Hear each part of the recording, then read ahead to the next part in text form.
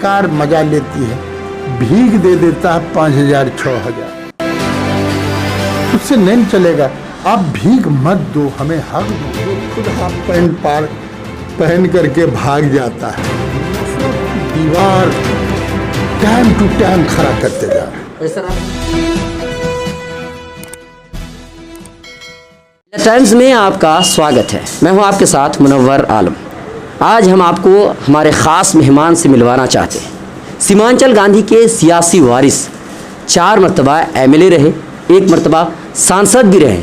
जी हाँ, हम बात कर रहे हैं सरफराज आलम साहब की। हमारे साथ हमारे ख़ास मेहमान हैं सरफराज आलम साहब। सर, आपका बहुत बहुत स्वागत है। सर, हम आपसे जानना चाहते हैं कि केंद्र में बीजेपी की 6 साल हो गए सरकार के, आप इसको किस तरह से देखते हैं सर? पहले तो मिल्लत टाइम्स को, सीमांचल की न्यूज़ को टाइम टाइम लोगों तक पहुंचाने के लिए आपको मैं मुबारकबाद देता हूँ। 6 साल बनाम, मैं यूँ कहूँ कि 50 साल में जितनी बेरोजगारी नहीं हुई, मोदी जी के आने से 6 साल में हुई। 6 सालों में देश की जीडीपी गिर गई। इनके पास ना कोई मुद्दा है, कुछ नहीं है। एक ही मुद्दा है, लोगों के भावनाओं से खिलवाड़ करना, जो भाई भाई को तोड़ना, यही एक मुद्दा है और उनकी कोई उपलब्धि नहीं। सर, आज उन्होंने भाषण दिया है, वो कह रहे हैं कि युवाओं के लिए बहुत कुछ किया गया है। युवाओं ने तो 6 साल पहले उसको गद्दी पर बैठाया। 2 करोड़ नौकरियों का क्या हुआ? हर हाथ को काम क्या हुआ? उसी से जवाब ले लीजिए। जब कोरोना नहीं आया था, उसी समय ऐलान कर देता, लोग घर आ जाते। बाहर में जब हिंदुस्तान में कोरोना नहीं आया था, उस समय उसने नहीं चेता। उनको पूरे हिंदुस्तान को आईटी सेल के माध्यम से वो भाई भाई को जुदा करना चाहते हैं। ना उसके पास कोई एक्शन है, ना कोई प्लान है, ना हिंदुस्तान की तरक्की, हिंदुस्तान के भाईचारे को बचाने का उसके पास कोई रास्ता नहीं। नफरत की दीवार टाइम टू टाइम खड़ा करते जा रहे हैं। सर, अब हम बिहार पे आते हैं। सर, लॉकडाउन के दरमियान नीतीश कुमार जी ने जो छात्रों और मजदूरों को लेकर के जो खींचातानी किए हैं उन्होंने, तो ये आप क्या समझते हैं? क्या पैसा बचाने के लिए उन्होंने ऐसा किया था, चुनाव में पैसा खर्च किया जाए, या कोई दूसरा मसला था? देखिए, स्वास्थ्य तो एकदम चरमराया हुआ है। शिक्षा देश के सबसे नीचे पायदान पर बिहार में, और मीडिया के माध्यम से और प्रवक्ता के माध्यम से आरोप प्रत्यारोप में बिहार चला गया और बिहार को कुछ नहीं मिला। और जहाँ तक नीतीश जी हो, मोदी जी हो, उनको एक मसला है, मोदी जी को लालू लालू, और उनके पास कुछ एक्शन नहीं। जो खुद हाफ पैंट पहन करके भाग जाता है, जो हाफ पैंट पहन करके, जो खुद अपनी मदद खोजता है, वह आदमी बिहार को क्या चलावेगा? लगातार बिहार को डुबाने का काम किया है। महानंदा बेसिन की आवाज़ लगाया, हमने 800 करोड़ रुपया दिलाया। बीएसएल कंपनी आज पूर्णिया में टेंडर करके टेंडर हो गया है, लेकिन सब नेता उस पर बोलते हैं। ज़मीन पर अब कौन उतारेगा? 800 करोड़ में 8 लाख करोड़ जाए, वो काम अगर सीमांचल में हो जाता। पूरे मैं बिहार की बात करता हूँ। तो सर, आखिर इस जिम्मेदार कौन लोग हैं? आखिर बार बार ये बात चुनाव का तो होता है कि सर महानंदा बेसिन बनकर तैयार हो जाए। महानंदा बेसिन तो मैं चुनाव से पहले ना पैसा दिलाया, ये चुनाव का सवाल नहीं है। मैं लोकसभा में जाने के बाद जब एमपी था, तब ने 800 करोड़ रुपया दिलाया। तो आखिरकार ये काम आगे क्यों नहीं बढ़ा सर? आखिर वजह क्या है? जैसे फिर अभी 2-4 दिन बारिश हुई है सर, बाढ़ आ गया है, कई लोग परेशान हैं सर, घर छोड़कर भागने पर मजबूर देखिए ये तो पूरा फ्लडेड एरिया है। आज नेपाल पानी छोड़ता है। बिहार सरकार को, भारत सरकार को, दोनों को कोलिशन सरकार भी है, दोनों की कोलिशन सरकार भी है। वो चाहती तो बाढ़, जब तक बाढ़ में डूबेगा नहीं, परेशान नहीं होगा। जो सबसे बड़ा दो भाइयों को तोड़ने का जो सिलसिला चला है, और जनता जिस दिन इस बात को मान लेगी तो महानंदा बेसिन भी ज़मीन पर उतर जाएगा, सीमांचल का बका और फला भी हो जाएगा। तो इसका मतलब ये समझा जाए कि जो नेता लोग हैं, जैसे पास हो चुका था, आखिरकार इस पर काम क्यों नहीं आ रहा? सिर्फ इस वजह से कि बार बार इसको मुद्दा बनाया जाए, बार बार मुद्दा बनाया जाए, लोगों से वोट लिया जाए, इसी वजह? देखिए यहाँ के लोग बड़े सिंपल हैं, अपने हक और हकूक़ के बारे में कम जानते हैं। बहुत सीधे साधे सीमांचल के लोग हवा में बह जाते हैं। हवा में तो लेंगड़े भी चलते हैं, लुल्ले भी चलते हैं, 4 सिलेंडर भी चलता है, 1 सिलेंडर चलता है। यहाँ का लोग जब अपने हक के लिए रोड पर आ जाएंगे तो मैं समझता हूँ सारी सरकार सीमांचल में आ गई। अभी फिलहाल जो आपका एक मजदूर आंदोलन चल रहा है, फिलहाल नहीं, सीमांचल विकास मोर्चा नॉन पॉलिटिकल है। हमारे बाप ने भी लड़ा था। आज 60 दिनों में, 70 दिनों में लगातार लॉकडाउन में हिंदुस्तान के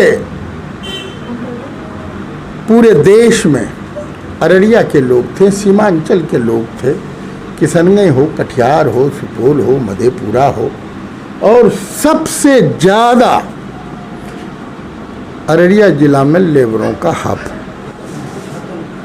जब लोगों का चीख की आवाज़, भूख की आवाज़ सुनते सुनते लगातार 70 दिन तक मैं नहीं सोया था। अच्छा सर, अभी आपने सैलाब की बात की थी सर, अभी फिलहाल 3-4 दिन से बारिश हुई है, तो जिसकी वजह से सैलाब आ चुका है। कुछ नहीं हुआ है। तो नहीं सर, मतलब अभी जो धान की रुपाई हुई थी सर, 2-4 दिन हुए हैं, सैलाब आ गया, पूरी तरह से बह गया है सर।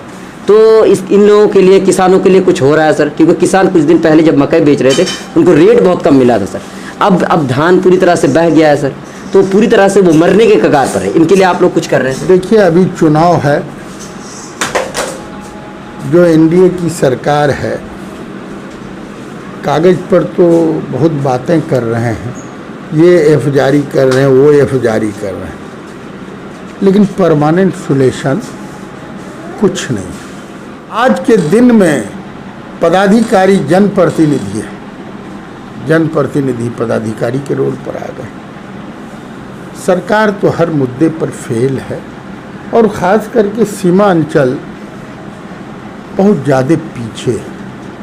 आपको मैं कहना चाहता हूँ, जब मैं 1 साल के लिए एमपी बना, चारों रेल लाइन में 100% ज़मीन का पैसा दिलाया। उतना ही नहीं, जो मरहूम ने इस इलाके के तरक्की के लिए, चौमुखी विकास के लिए, रोज़गार के लिए सारे पर कोशिश किया इम्प्लीमेंट कराने का, कुछ हुआ? कुछ नहीं हुआ।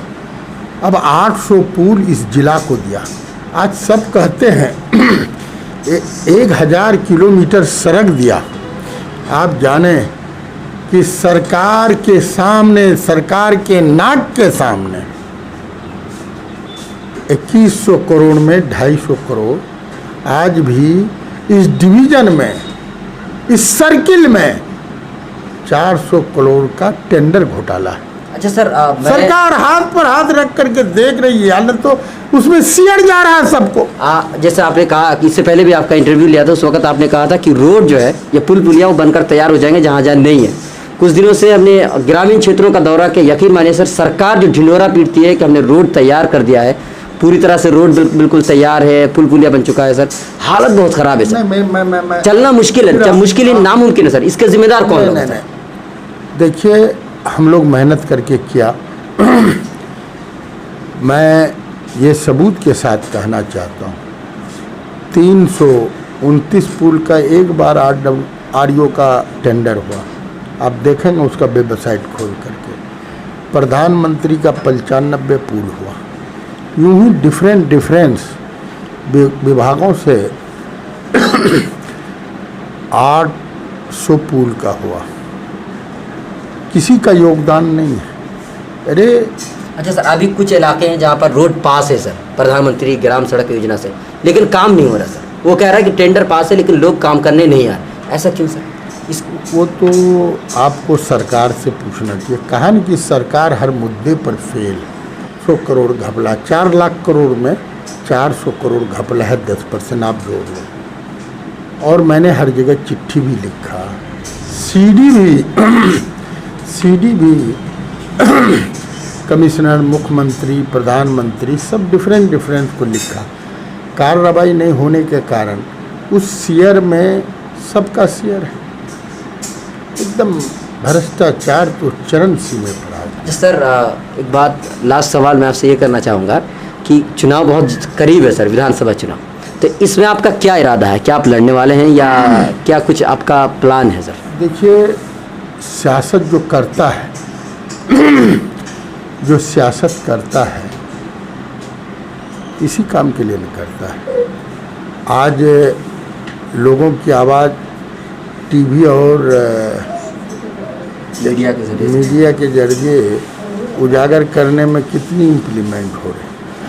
आज कुछ मीडिया, हम आप लोगों को मुबारकबाद देना चाहते हैं, कुछ मीडिया तो 90% तो गोदी मीडिया है, सरकार का प्रवक्ता है, सरकार का प्रवक्ता है मीडिया। और एक बात कहना चाहता हूँ, अगर मीडिया जिस दिन देश का चौथा स्तंभ, मीडिया जिस दिन ठीक हो जाएगा, गोदी कुछ लोग ठीक हैं सर, कुछ लोग ठीक है, कुछ लोग ठीक हैं तो कुछ हो रहा है, सारे लोग ठीक हो जाए, देश का 80% सरकार ठीक हो जाएगी, ये मेरा दावा। तो सर अगर इस बार आप चुनाव लड़ते हैं तो आपका क्या मुद्दा रहेगा सर? क्या जो क्षेत्रीय मुद्दे हैं या फिर महानंदा बेसिन को लेकर तो ज़्यादा सक्रिय हो जाए? नहीं, महानंदा बेसिन में तो पैसा दिलाया। आज ये 1 साल में मेरे हारने के बाद 12 महीना 14 महीना में बहुत आगे जा सकता था। सब मीडिया के माध्यम से बोलते हैं, ज़मीन पर उतारना नहीं चाहते। ये काम तो है। और जो रोजगार सरकार कह रही, रोजगार नहीं मिला, फिर लोग जा रहे हैं बाहर। ये बड़ा सीमांचल में कई फैक्टर है। सबसे बड़ा फैक्टर तो बाढ़ है, जो अपने बच्चे को यूँ समझिए, IAS IPS होता तो ज़मीन है लेकिन वो नदी में तब्दील हो गई। तो आज को अपनी बेटी को अच्छे शादी ब्याह नहीं करा है। ये बड़ा वाइटल प्रॉब्लम है ये सीमांचल का। वो कटिहार हो, पूर्णिया हो, किशनगंज हो, अररिया हो, सुपौल हो, ये सीमांचल का एरिया जो है आपको बाढ़ से त्रस्त। और सरकार मजा लेती है, भीख दे देता है 5,000 6,000, उससे नहीं चलेगा। आप भीख मत दो, हमें हक दो। तो इस बार आप पूरी तैयारी के साथ है कि इस बार कुछ करके रहना है सर? अगर आप जीत जाते हैं तो मैं तो लगातार करता हूँ। मैं पहले भी काम किया, आज भी कर रहा हूँ, कल भी करूँगा। बहुत बहुत शुक्रिया सर। तो दोस्तों, सरफराज सर ने एक बात सच बताई कि जो पुलिया पास हुआ था, कुछ काम तो चालू हुआ है और कुछ काम हुआ भी है, लेकिन कुछ टेंडर पास होने के बाद अभी तक काम रुका हुआ। हमने कई रिपोर्ट्स आप तक पहुंचाई है, आपको दिखाया भी है। भंगिया की रिपोर्ट हमने आप तक पहुंचाई थी, तो भंगिया डाइवर्जन में जो पुल टूट गया था 2017 के बाढ़ में, वो अब तक बन के तैयार नहीं हुआ। 1 महीना पहले वहाँ पर काम शुरू हुआ, निर्माण काम शुरू हुआ। तो सवाल ये है कि 1 महीना पहले ही क्यों शुरू हुआ? इससे पहले भी NH 27 का ये पुल था तो बनकर तैयार हो जाना चाहिए था, लेकिन ऐसा हुआ नहीं। ये बहुत बड़ा सवाल है कि 1 महीना पहले ही ये काम शुरू क्यों हुआ? क्या चुनाव को मद्देनजर रखते हुए ये काम नहीं किया जा रहा है, या चुनाव की वजह से एक पब्लिसिटी स्टंट नहीं है? सरकार ढिंढोरा पीटती है कि हमने हर जगह पर रोड बनवा दिया है। तो रोड तो हमने आपको रिपोर्ट दिखाई है कितना बना है और कितने लोग परेशान हाल हैं, रोड से आना जाना मुश्किल ही नहीं बल्कि नामुमकिन है। आपको क्या लगता है, आप हमें कमेंट करके ज़रूर बताइए। आज तक के लिए इतना ही। अगर आप हमें फेसबुक पर देख रहे हैं तो पेज को लाइक करें, यूट्यूब पर देख रहे हैं तो चैनल को सब्सक्राइब करना बिल्कुल भी ना भूलें।